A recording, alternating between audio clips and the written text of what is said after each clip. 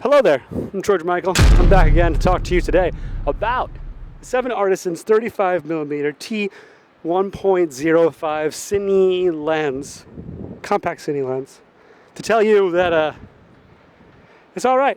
See, all right, this lens was given to me by 7Artisans to review, so I'm not paid, but I got a free lens, which is worth a couple $100, so I could theoretically just sell it and say I got paid for this video, but I just kind of wanted to try out this type of lens. These are very popular right now, these micro, mini, nano Cines, whatever you want to call them. There's the Nanomorphs, there's the Vedras from back in the day, there's the Mikeys, there is the Venus Laowa versions. Everyone's making small, compact Cine primes, and a lot of them are pretty good, a lot of them are terrible. We've had Samyang and Rokinon and Mikoton for years now, and I really never got along with those, specifically Samyang and Rokinon. I never really just thought they were all that great. Maybe they've gotten better since, but I never really liked them for the money, and they are the most affordable.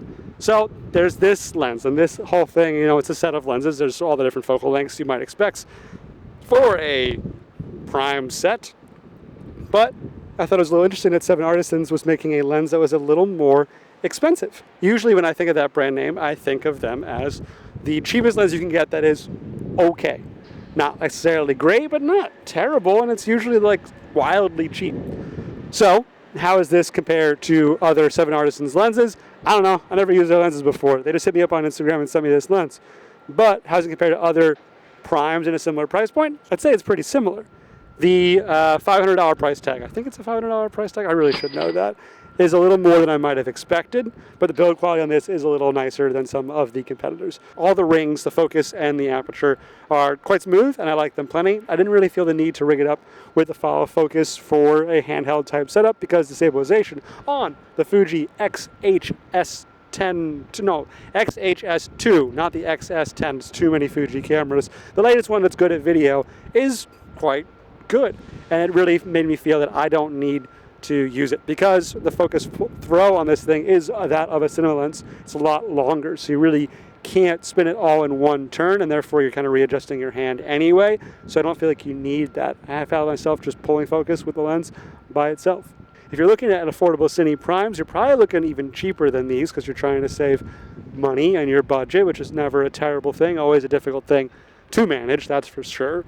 But it's not exactly as expensive as the Venus Laowas. It's somewhere in between, and there's a lot of competition in the space, and I'm not really sure where this is going to shake out.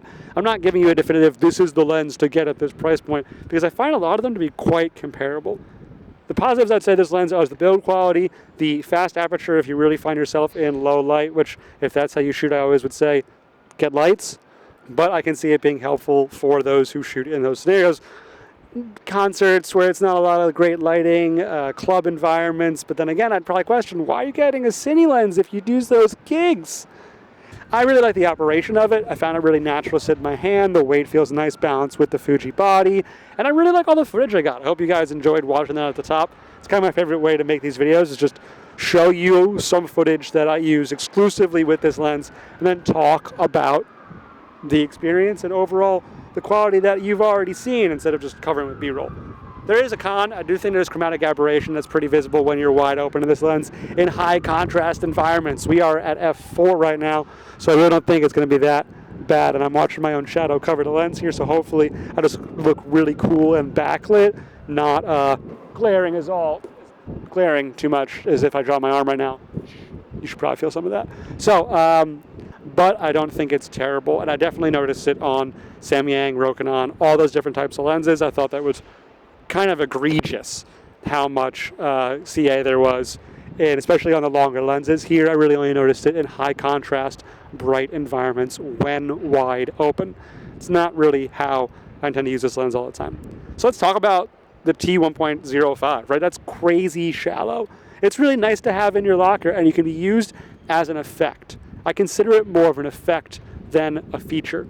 If you really, really want to be specific about where and what is in focus, well, this lens gives you that opportunity to be very, very intentional with what is sharp, because a lot of it won't be when you're using this lens, and that only gets more interesting the longer the lens you're operating with. At 35, in a shot like this, it'd be a little awkward to have just my left leg here in focus and not the back half of my face. But on 85 or 105, whatever their longer lens is, you can get some really interesting depth of field work done by having that ability to open up so much. So 7Artisans, if this video is good enough for you, send me that long lens and I will answer my own question and make a little short with this lens as my wide and something on your longer lens as my detailed, tight, moment type shot, type lens. I hope you guys like Tiny Mic. I love Tiny Mic.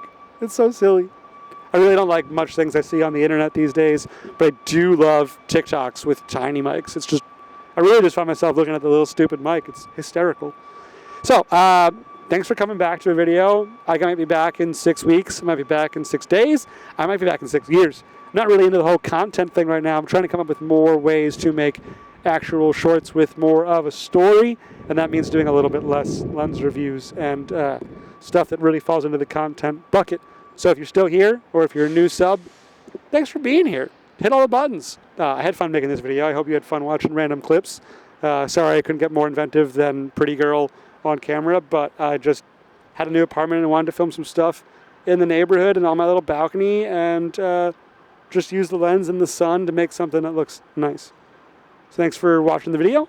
I will go return this chair to the parks department now, and me and Tiny Mike would like to say thanks, and until next time, I'm off walking.